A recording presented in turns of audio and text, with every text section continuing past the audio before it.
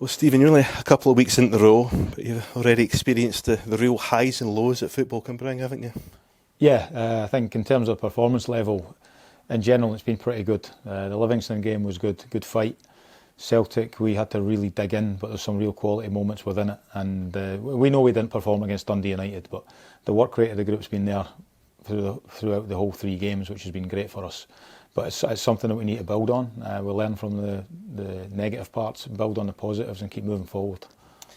Yeah, I mean, there's plenty of examples in sport where very successful teams have gone through painful defeats, and been a lot stronger for it in the long run, and I'm sure you'll learn awful lot on Sunday. Yeah, definitely. I think in terms of our own preparation and things, you learn what it takes out of the players the 3 games in a week.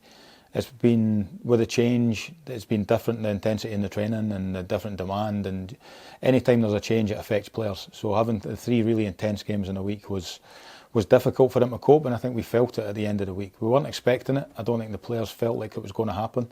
We planned as we would have still picked the same group. But I think it gives us a bite and a burn that we can put it right, and we certainly know what we need to do for next season. Next season, has the work already begun for rebuilding the squad? Just gives a wee insight to how much work's been going on.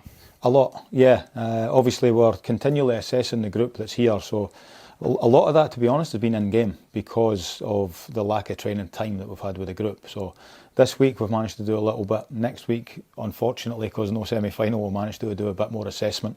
So that's in a way we can really get our eyes on the players in a different environment rather than just planning for games. But then in terms of looking at new players, that's ongoing as well. We shouldn't forget that Scott is a new player, Scott Brown coming in. We'll be looking to add to that hopefully very soon. We're continually looking, we're continually assessing our group and the options that are out there. But we'll certainly be a better group next year. So is anything you've seen in training you've seen mainly the games change your mind at all about the type of player that you need to bring in? Because obviously to fit into the style of football that you want to play. Yeah, I think what I would say, we've got an opportunity. There's a good number of players out of contract that gives you a starting point that you can. We don't have to get rid of people that are under contract, if you like. So we've got the option of how we want to approach that.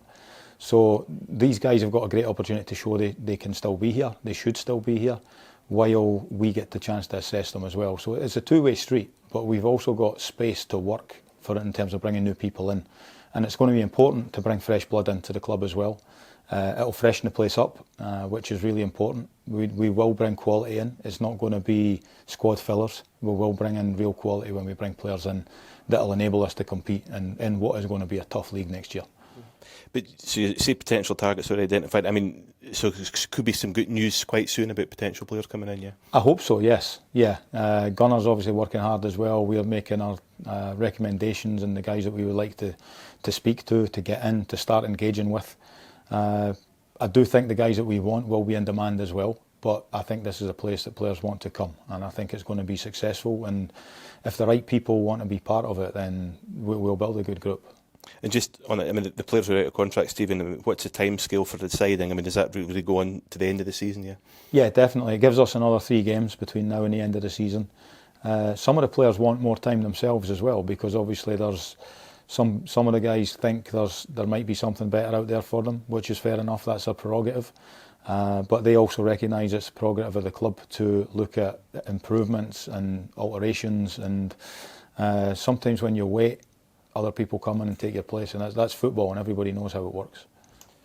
So we've got a new management team, we've got new faces for next season as well, a new look squad, and hopefully some the fans back in the stadium as well, Stephen. I think we don't want another year. We've had to go through it to get the football played, but we really do want the fans back, don't we?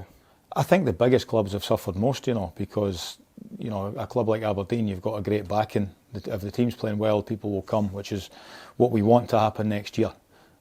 So in that respect, the atmosphere's not there at the moment. To me, it's the bigger clubs like us that suffer.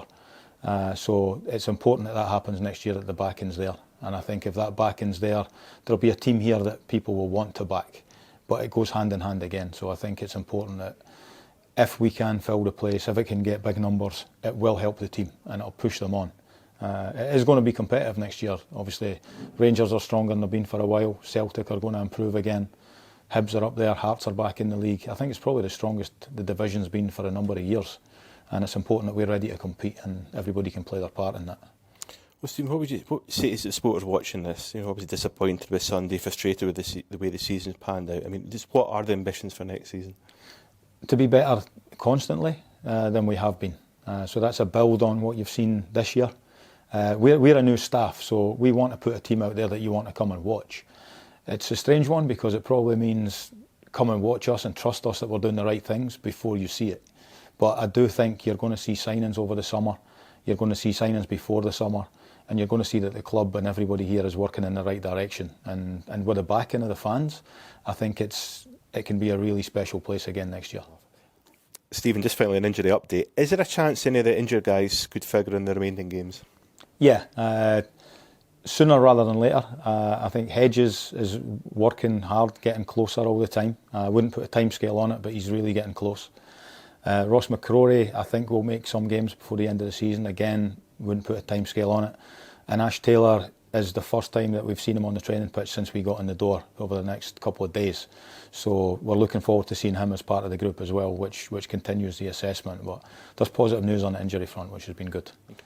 And whoever does play in these final 3 games, you're obviously looking for 3 strong performances. There's still a lot to play for, isn't there? Yeah, hopefully we're looking at the results going right for us this weekend, which then makes a huge game against Hibs, which potentially keeps it alive to finish third going into the last game. That's the aim.